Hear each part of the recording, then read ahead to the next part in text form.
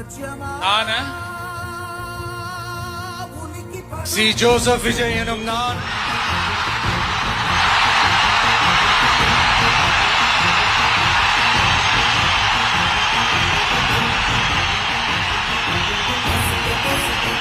சட்டப்படி அமைக்கப்பெற்ற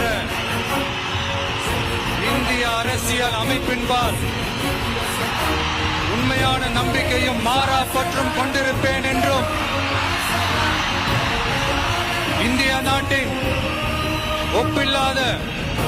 முழு முதல் ஆட்சியையும் ஒருமையையும் நிலை நிறுத்துவேன் என்றும் தமிழ்நாட்டு அரசின் முதலமைச்சராக உண்மையாகவும் உளச்சான்றின்படியும் என் கடமைகளை நிறைவேற்றுவேன் என்றும் அரசியல் அமைப்பிற்கும் சட்டத்திற்கும் இணங்க அச்சமும் ஒருதலை சார்பும் இன்றி விருப்பு வெறுப்பை விலக்கி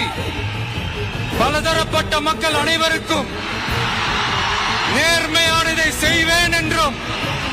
ஆண்டவன் மீது ஆணையிட்டு உறுதிமொழிகிறேன்.